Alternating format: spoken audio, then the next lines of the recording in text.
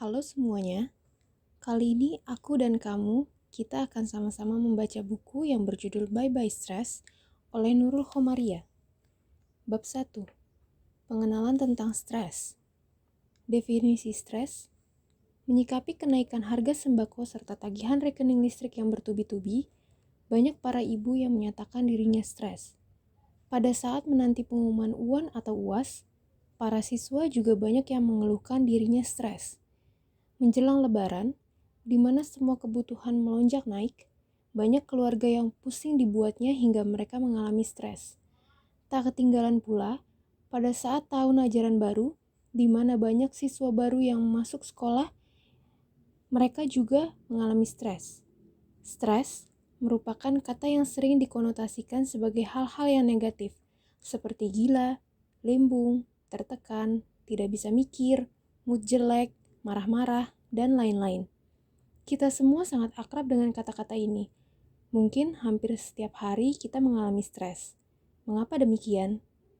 Karena stres terjadi apabila kondisi tubuh atau jiwa kita mengalami suatu goncangan. Yang dimaksud goncangan di sini adalah apabila kita mengalami peristiwa yang di luar dari kebiasaan. Kebiasaan ini bisa bersifat negatif, misalnya menerima kabar keluarga kecelakaan, ditagih utang, ditilang polisi, dan lain-lain. Ataupun hal yang bersifat positif, misalnya lulus pendadaran atau UAN, diterima di PTN, diterima sebagai PNS, mendapat undian berupa mobil, dan lain-lain. Semua manusia dari semua tingkat jenjang usia sangat membutuhkan stimulus atau rangsangan untuk berkembang. Tanpa adanya suatu stimulus, perkembangan manusia baik secara fisik maupun psikis tidak akan optimal. Misalnya, anak-anak yang tinggal di perkotaan sangat mudah mengakses informasi yang berkenaan dengan seksualitas. Seperti yang telah kita ketahui bersama, terpaan informasi yang bertubi-tubi menyebabkan anak-anak tersebut lebih mudah matang atau memasuki usia pubertasnya daripada anak-anak yang berasal dari daerah pedalaman, di mana informasi serupa sangat susah diperoleh. Nah, ini membuktikan bahwa stimulasi atau rangsangan sangat berkontribusi dalam tubuh kembang manusia. Dari mana rangsangan yang diperlukan tersebut didapatkan? Secara umum, rangsangan berasal dari A. Lingkungan, yaitu hal-hal yang bersifat dari luar tubuh manusia yang bersifat fisik maupun non-fisik. Misalnya, cuaca. Udara yang sangat panas menyebabkan kita mengambil kipas dan mengibas kibasannya sehingga udara terasa lebih segar dan tubuh tidak merasa kepanasan. Suara. Suara yang terlalu bising dan memekakan telinga bisa mengganggu konsentrasi sehingga hasil kerja atau kualitas istirahat atau tidur tidak optimal. Kepadatan. Ruang yang sempit dan diisi dengan banyak orang menyebabkan kesesakan, sehingga orang-orang yang di dalamnya menjadi lebih mudah tersulut emosinya. Tuntutan interpersonal. Orang yang ambisius sekali sering merasa kemerungsung atau untuk selalu bisa mewujudkan apa yang diinginkannya. Perasaan yang terlalu ngoyo sangat rentan terhadap stres, lebih-lebih apabila misi tersebut gagal. Hubungan antar manusia. Apabila kita berhubungan dengan orang-orang yang sulit, mau menang sendiri, otoriter, tergantung, rese, terlalu mencampuri urusan kita, bisa mempermudah timbulnya stres. Karena orang jenis ini sangat mengganggu ketenangan dan ketentraman hidup kita. Tekanan waktu. Tugas sekolah atau jenis pekerjaan yang sangat dibatasi waktu dalam penyelesaiannya bisa menyebabkan kita stres. Misalnya tugas yang menumpuk dan harus diselesaikan dalam 2 hari. Tuntutan penampilan. Misalnya kita akan pergi ke acara ulang tahun atau pernikahan. Biasanya kita sudah disibukkan dengan urusan pakai baju yang mana, sepatu yang mana, tas yang mana, belum lagi masalah kado yang dibawa. Hal-hal semacam ini sedikit banyak menyebabkan kita stres. Berbagai ancaman rasa aman dan harga diri, perasaan kurang aman atau takut tiba-tiba suami meninggal, nanti siapa yang menopang perekonomian rumah tangga, takut kalau tokonya dijarah, takut kalau anaknya diculik, dan lain-lain. Serta perasaan akan harga diri seperti takut kurang dihargai kalau membuka usaha kecil-kecilan, takut dihina kalau sekolah atau kuliah dengan naik sepeda, kurang pede kalau memakai HP yang bukan keluaran terbaru, dan lain-lain. Rasa-rasa ini ditimbulkan oleh pikiran kita sendiri yang mempermudah kita mengalami stres. B. Tubuh atau fisiologis, yaitu hal-hal yang berkaitan dengan proses pertumbuhan atau kondisi tubuh seseorang. Misalnya, proses perkembangan fisik dari masa kanak-kanak menuju tahap remaja. Perkembangan fisik remaja begitu pesat. Tiba-tiba mereka mengalami mimpi basah atau menstruasi. Tiba-tiba tubuhnya tinggi dan besar. Tiba-tiba suara berubah, bentuk tubuh berubah. Ada bau badan, tubuh jerawat, dan lain-lain. Hal ini sangat meresahkan kaum remaja. Remaja yang kurang memahami apa yang sedang terjadi pada dirinya, umumnya menderita stres karena perkembangan fisik yang demikian pesat dan tiba-tiba secara bersamaan. Proses menopause. Ibu-ibu yang agak tua akan mengalami berhentinya menstruasi tiap bulan. Hal ini disebut dengan masa menopause. Masa ini seringkali ditandai dengan tubuh yang kurang enak atau pegal-pegal, muka terasa terbakar, kulit yang mengering, susah tidur, dan lain-lain. Kondisi yang di luar kebiasaan serta rasa tubuh yang kurang enak menyebabkan sang ibu tersebut mengalami stres. Proses menua. Proses ini dialami semua orang, di mana kulit mengeriput, rambut beruban, jarak pandang berubah, perut gendut, dan lain-lain. Bagi sebagian orang, hal ini sangat meresahkan karena daya tarik fisiknya, seperti kecantikan dan kegantengannya telah memudar. Oleh sebab itu, produk-produk kecantikan yang anti-aging, semi rambut, sangat laris di pasaran. Menjelang menstruasi. Tidak bisa dipungkiri, para wanita kalau menjelang menstruasi badannya terasa pegal, moodnya jelek, perut bagian bawah nyeri, suhu badan lebih tinggi dari biasanya, dan lain-lain. Kondisi ini membuat sebagian wanita mudah tersulut emosinya menjelang menstruasi. Penyakit yang diderita. Kondisi emosi orang sehat dan orang sakit sangatlah berbeda. Orang yang sedang sakit lebih emosional karena rasa tubuh yang kurang nyaman bisa mengakibatkan penderitaan tersendiri. Coba kita bandingkan. Kondisi emosi kita sewaktu menderita sakit gigi dan sewaktu sehat pasti sangatlah berbeda. Pada saat sakit gigi, mendengar suara berisik sedikit saja bisa menyebabkan emosi kita meledak. C. Pikiran, yaitu bagaimana kita menafsirkan suatu kejadian dan mengambil sikap atas kejadian tersebut. Misalnya, menafsirkan wajah cemberut teman, padahal belum tentu marah dengannya. Menyikapi diterimanya di sebuah PTN di luar kota. Kadangkala kita merasa kurang siap kalau harus berpisah dengan keluarga, mengalami PHK massal, merasa terhina, kurang dihargai, bingung mau cari uang dengan cara apa. Beberapa contoh tersebut bisa memunculkan sikap positif maupun negatif, tergantung diri kita masing-masing. Ada yang menelaah peristiwa itu dan mengambil sisi positif dari kejadian, sehingga dengan mudah bangkit setelah terpuruk.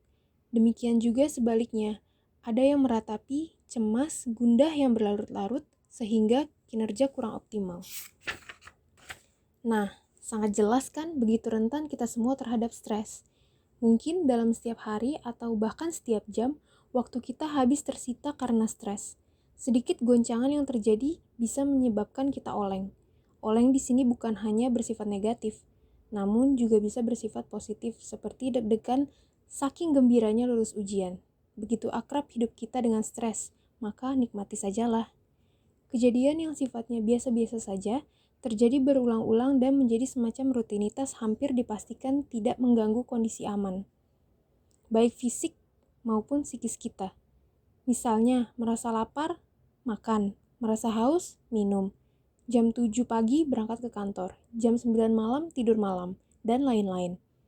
Lain halnya apabila rangsangan tersebut merupakan kejadian luar biasa sehingga dirasakan sebagai sesuatu yang menekan, akan membuat kita membutuhkan energi lebih dari biasanya untuk menyelesaikannya. Misalnya, tugas kuliah menumpuk, tiba-tiba ada kuis, promosi jabatan, menikah, pasangan selingkuh, PHK, kematian orang tua, dan lain-lain. Kejadian yang berlebihan ini sering disebut sebagai stres karena membutuhkan energi yang lebih banyak baik fisik maupun psikis untuk menghadapinya. Wayne Oates tahun 1985 mengatakan, stres berarti apa yang kamu rasakan ketika kamu didorong ke dalam batas-batas kekuatan dan energi kamu. Stres merupakan realitas kehidupan yang selalu kita alami. Setiap manusia tidak dapat menghindari stres dalam kehidupannya, karena stres sangat diperlukan dalam proses tumbuh kembang kita. Stres merupakan reaksi normal tubuh dan merupakan naluri untuk melindungi diri dari tekanan, yang berupa tekanan fisik, psikis, dan lingkungan yang datang, sampai kita melakukan adaptasi sehingga kondisi menjadi seimbang kembali. Menurut Hans Selye, dalam bukunya The Stress of Life tahun 1956, mengatakan, tak seorang pun yang tak pernah stres sama sekali. Stres ditimbulkan bukan hanya oleh penyakit serius, luka fisik, atau mental yang parah. Stres juga tidak selalu negatif. Ia adalah bumbu kehidupan karena emosi atau aktivitas apapun bisa menimbulkan stres. Stres sebenarnya merupakan respon tubuh terhadap apa yang terjadi di sekeliling kamu dan di dalam diri kamu sendiri. Dari keterangan tersebut, stres bisa disimpulkan sebagai yang pertama, reaksi normal dan bersifat alamiah karena kejadian yang tidak sesuai dengan harapan, entah kejadiannya banyak ataupun hanya selintas, akan menyebabkan kita terguncang dan mengalami stres. Yang kedua, menyertai proses tumbuh kembang manusia. Selagi kita hidup, pasti akrab dengan yang namanya stres. Stres menjangkiti semua orang setiap waktu dengan intensitas yang berbeda. Bahkan rutinitas harian pun juga bisa menyebabkan stres. Misalnya, seorang ibu pada pagi hari umumnya mengalami stres karena mereka harus mempersiapkan sarapan, mempersiapkan anak-anak masuk sekolah, pekerjaan harian lainnya pun seperti mencuci, belanja, beres-beres rumah telah menunggu. Yang ketiga, sesuatu yang menekan, baik yang bersifat positif maupun negatif. Kalau yang bersifat negatif, sudah banyak contohnya yang telah kita bahas bersama. Namun stres yang bersifat positif tersebut, apa contohnya?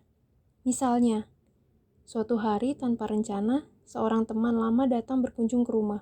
Perasaan kita begitu bercampur aduk antara senang, kaget, tidak menyangka, kangen, dan lain-lain.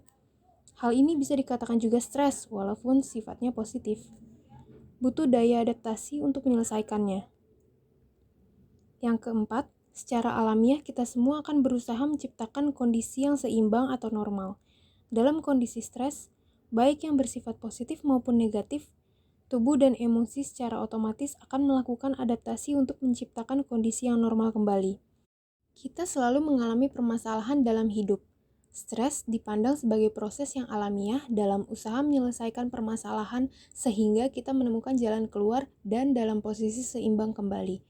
Proses menemukan jalan keluar ini sangat membutuhkan daya adaptasi yang baik, sehingga kita dapat meminimalisir stres yang dialami. Yang sering menjadi permasalahan, mengapa suatu peristiwa dapat menyebabkan sebagian dari kita menjadi kalut, panik, cemas, dan putus asa. Akan tetapi, sebagian yang lain malah menjadikan peristiwa tersebut sebagai cambuk dan menghadapinya dengan tenang, mantap, dan percaya diri. Misalnya, dalam menyikapi kenaikan harga BBM, PHK massal, atau mahasiswa yang terkena DO. Sebagian orang merasa sedih yang teramat sangat dan berlarut-larut sehingga hari-hari dilalui dengan tidak melakukan aktivitas apapun. Namun, ada sebagian orang yang langsung mencari alternatif aktivitas untuk memecahkan masalah tersebut.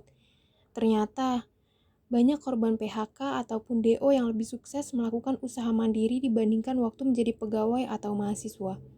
Misalnya beberapa orang kaya adalah produk dari hasil DO atau mereka yang terhimpit ekonominya sehingga harus pintar-pintar mengelola keuangan agar tetap bisa sekolah. Kita bisa membaca biografi Puspowardoyo, yaitu pemilik ayam bakar Wong Solo, dan Onassis, si raja kapal yang juga merupakan orang yang terbuang dari sekolah. Sebagian korban PHK pun yang akhirnya banting setir melakukan usaha mandiri, malah banyak yang menghasilkan uang lebih daripada sewaktu mereka menjadi pegawai. Peristiwa ini menandakan yang menjadi permasalahan bukan masalah yang menimpa, tetapi sikap seseorang dalam menghadapi masalah tersebut. Allah Subhanahu wa Ta'ala berfirman, "Dan sungguh akan kami berikan cobaan kepadamu dengan sedikit ketakutan, kelaparan, kekurangan harta, jiwa, dan buah-buahan." Quran Surat Al-Baqarah ayat 155. Ayat tersebut menerangkan bahwa Allah telah menetapkan sesuatu hal atau kejadian yang akan membuat kita semua merasa takut. Oleh karena itu, yang menjadi masalah adalah apakah kecemasan dan ketakutan yang merupakan ketentuan Allah dapat dikendalikan sedemikian rupa sehingga menjadi pendorong ke arah positif atau sebaliknya malah menjadi bencana dan sarana penghindaran sehingga menghancurkan hidup ini. Sekali lagi, yang berperan sangat penting dalam menyelesaikan permasalahan adalah sikap kita dalam menghadapi kejadian yang tidak diharapkan. Misalnya dalam menghadapi peristiwa putusnya kita dalam berhubungan dengan calon suami atau calon istri, tidak lulusnya kita dalam ujian, bangkrutnya usaha yang dirintis, bisa menjadikan kita melakukan introspeksi diri atau malah sebaliknya bisa terpuruk ke dalam perilaku yang negatif, putus asa, menyalahkan orang lain, meninggalkan ibadah, dan lain-lain. Allah sebagai sang pencipta pasti mengetahui tingkat kemampuan tiap manusia yang diujinya. Ingat, Allah tidak akan membebani kecuali sesuai dengan kesanggupannya. A'ajim, dai kondang asal Bandung, pemilik Pompes Darut Tauhid, memberi nasihat kita dalam menghadapi hidup. Hendaknya A. Siap menerima kenyataan. Suatu usaha yang dilakukan, sebaik apapun persiapannya, pasti ada peluang untuk gagal. Semua manusia akan siap untuk meraih kesuksesan, karena itulah mimpinya. Namun, sebagai manusia, hendaknya kita juga mempersiapkan mental apabila usaha kita yang kita lakukan ternyata gagal. Terimalah kenyataan bahwa saat ini kita sedang diuji oleh Allah. Sikap meratapi kegagalan jangan sampai berlarut-larut. Cepat-cepatlah bangkit dan mencari solusi permasalahan sehingga waktu kita tidak akan terbuang percuma. B. Berpikir positif. Sangat menguntungkan apabila seseorang selalu berpikir positif dengan cara mengevaluasi langkah-langkah yang diambil sampai mengalami kegagalan dan mengambil hikmah kejadian yang dialami. Dengan berpikir positif, kita akan lebih efektif mencari jalan keluar dan mengambil alternatif pemecahan masalah yang sesuai. C. Menerima dengan ridho. Apabila segala persiapan telah dilakukan, ternyata masih mengalami kegagalan, terimalah dengan ridho sebagai ketetapan dari Allah yang terbaik buat kita. Ingat, boleh jadi engkau tidak menyukai sesuatu padahal bagi Allah lebih baik bagimu, dan boleh jadi engkau menyukai sesuatu padahal buruk dalam pandangan Allah. Quran Surat Al-Baqarah ayat 216. Yang paling penting, jangan menilai sesuatu dari kacamata pribadi, yang selalu ingin yang enak-enak dan segera dapat hasil. Hari ini kita mengalami kegagalan, siapa tahu Allah mempersiapkan gantinya yang lebih baik. D. Berikhtiar menyelesaikannya. Sebagai makhluk, selain menerima ketetapan dari Allah, manusia wajib berikhtiar menyelesaikan masalah yang dihadapi, baik melalui doa maupun usaha. Jangan berharap masalah dapat selesai dengan sendirinya. Apapun dan bagaimanapun kondisinya, kita tetap harus mengupayakan penyelesaiannya. Yakinlah, Allah tidak akan mengubah nasib suatu kaum sehingga mereka mengubah nasibnya sendiri. E. Allah pasti menolong. Setelah melakukan ikhtiar doa dan usaha semaksimal mungkin, hasil akhir diserahkan ke Allah. Dalam surat At-Tolak ayat 2, Allah berfirman, kalau engkau terus mendekat dan taat kepada Allah, maka Dia pasti memberikan jalan keluar atas segala persoalan yang menimpa. Kita harus yakin 100% bahwa Allah pasti menolong. Ingat, Allah akan sesuai dengan prasangka hambanya, maka berprasangka baiklah terhadap Allah. Insya Allah, Allah akan sesuai dengan prasangka kita.